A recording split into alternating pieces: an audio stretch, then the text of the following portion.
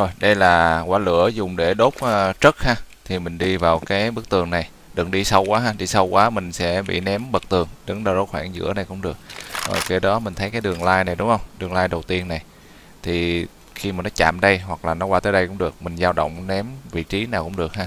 Đó, đặt lên ném. Nó sẽ đốt cái khu vực trất.